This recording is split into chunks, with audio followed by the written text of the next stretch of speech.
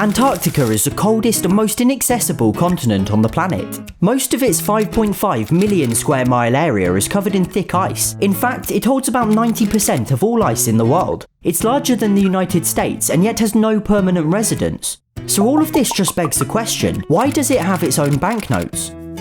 Well, they're not real. Well, they are real, sort of.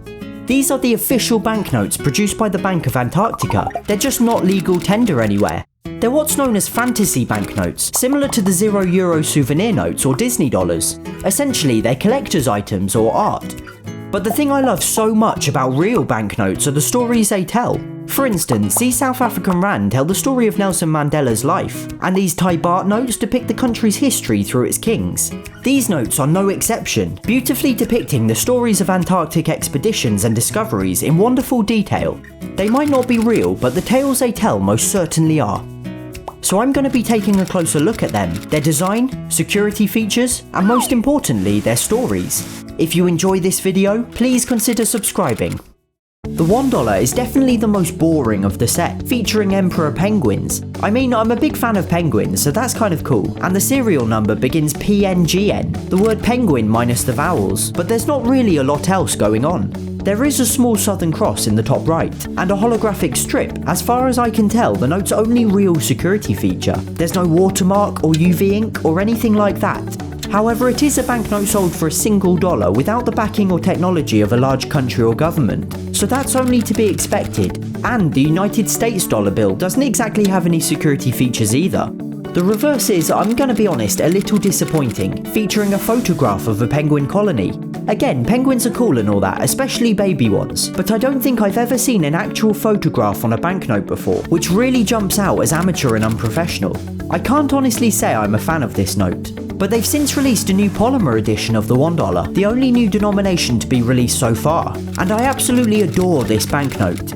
It's stuck with the penguin theme, but this time features king penguins instead, a similar but smaller subspecies. And there's no ill-fitting photograph, rather a beautiful and entirely more appropriate illustration. There's also the Southern Cross, and even the Aurora Australis or Southern Lights in the background. How cool is that? They have the Southern Lights on their banknote. It reminds me a lot of that Canadian $10 from a couple of years back featuring the Northern Lights. As with most polymer notes, there's a transparent window, with a compass obviously very important for those early polar expeditions, and there's a tiny window on the left in the shape of a 7-pointed star.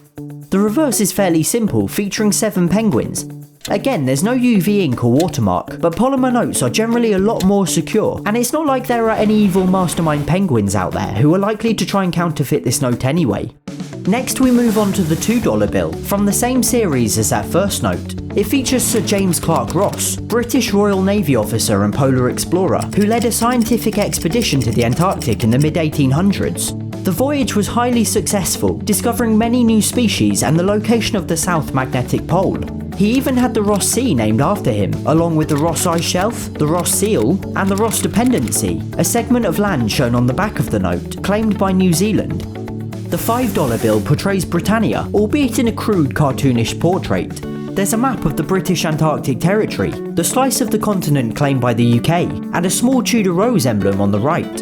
The back is bizarre. It features the great auk, a penguin-like extinct bird that isn't very closely related to penguins at all. But great auks were only found in the northern hemisphere, nowhere near Antarctica.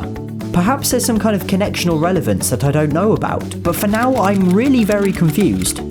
Anyway, next is the $10, which is my favourite in this older series. It sees Robert Falcon Scott, the man who for many is synonymous with Antarctica. Scott led an infamous expedition, attempting to become the very first to reach the South Pole, but when they made it, were greeted by someone else's flag. They'd been narrowly beaten, and tired and dejected, lost their lives on the perilous return journey.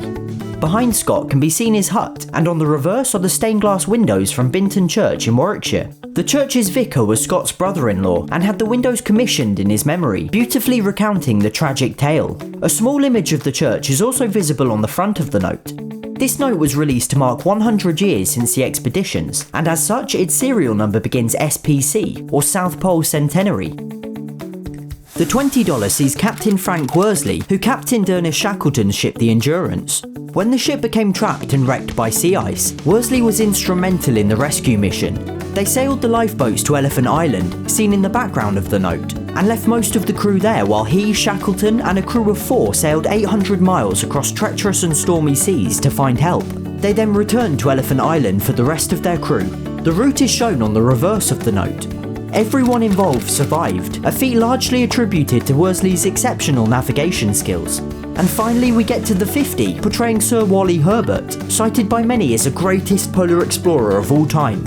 He's shown alongside a scientific instrument and New Zealand flag, a reference to his work with the country's Antarctic program. The reverse shows one of Herbert's own paintings, a really unique insight into just how extreme those expeditions could be. Something I find really odd about these notes is that they're sold at their equivalent value in US dollars. So this 20 Antarctic dollar note cost 20 US dollars, and the 50 cost $50. To me, this just doesn't feel right. They've demonstrated that they feasibly can make a note and sell it for just a single dollar, so how can they justify selling a note that's no more elaborate for 50 times the price? And what's more, the 20 and 50 even lack the holographic strip found on the smaller denominations, instead with just a line printed in grey ink, and rather than a printed serial number, simply have a holographic sticker instead. I understand that this must be cheaper, but then what am I paying $50 for? I even did some digging and found a sheet of numbered holographic stickers online for just $3. There are some old articles stating that they use a portion of the profits to fund Antarctic research, which would definitely explain the price, and sounds like a genuinely fantastic and worthwhile initiative. However, I can't find anything current about this, and since the official website doesn't mention anything, I'm left to assume this is no longer the case. So to summarise this whole video, I'm really in two minds about these notes. I mean, the stories they tell are important and their designs creative and interesting, and I understand that these aren't banknotes made with the latest technology by governments with endless resources, but then don't sell a single note for $50. On the other hand, I really love the new $1 and I'd happily pay for a complete series of these. I really do hope they end up making more.